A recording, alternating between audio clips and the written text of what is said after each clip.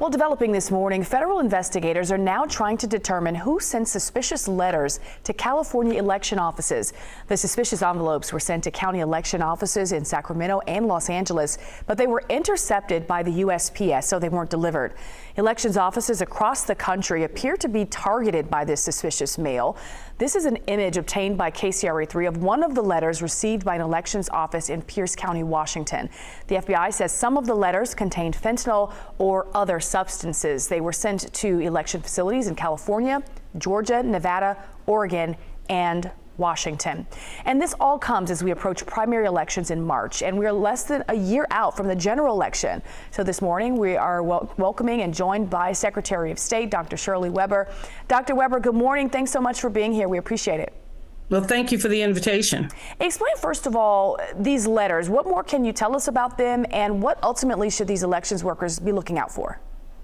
Well, we don't know a lot about the content of the letters. We do know that we were informed by the Postal Service and by the FBI that these letters had been in other states and were being sent to California. We informed our registrar of voters in those two particular areas. We've sent out information concerning cybersecurity and what to look for. We sent a picture of the envelope itself, and so that folks are looking for it. It was intercepted before it got to our offices, so that was a good thing. But we had to alert people on what to look for, what not to do, not to wash your hands, interestingly, with sanitizer, because that can, if there's fentanyl and you touch it, that could actually make it basically worse for you in terms of getting it into your pores. So we have not received a lot about it, but we know that this is happening across the nation, and this is pretty, I won't say standard, but we're not really shocked about it, because these kinds of things have happened over the last few years in the area of elections, which is quite alarming in some ways. Dr. Weber, though, how concerned are you that this may impact the election itself next year? Well, we're always concerned.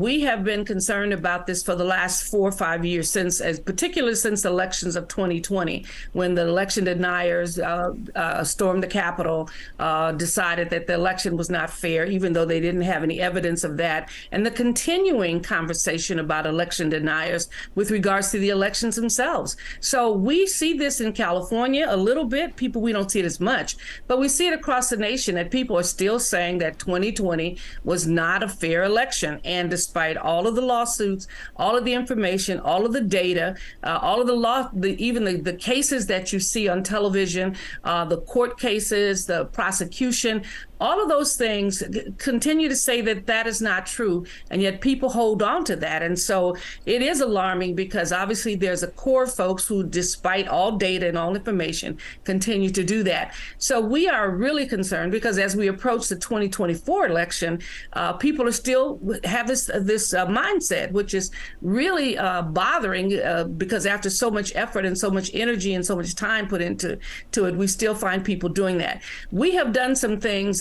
We have made sure that those who works in elections are secured. Mm-hmm. We've made sure that their privacy is protected. Mm-hmm. We passed more recently. I just passed a law, SB 485, that I authored to make it a criminal offense to really attack individuals there, and to elevate the status of a poll worker, so that anyone who attacks them would definitely suffer consequences for doing so. So we have done some things to say to our workers that you will be protected. Mm-hmm. But, we still see these things. We still have people putting things out there that have a tendency to create fear more than anything else in others. And so we don't want to go down that path. And so we're fighting it as much as we possibly can. And I think everyone who is in this country should be concerned, because the last thing you want are people afraid to go and vote, people afraid to express themselves. That's a level of tyranny that we've not seen thus far in this country, but we are beginning to get there. And Dr. Weber, let me jump in here. Let me jump in here. We've got about 15 seconds. Mm-hmm. You talk a lot about that scrutiny of election workers. Do you worry that you'll have ultimately a hard time finding people to even work on election day? We've already had that. That's why we passed the law.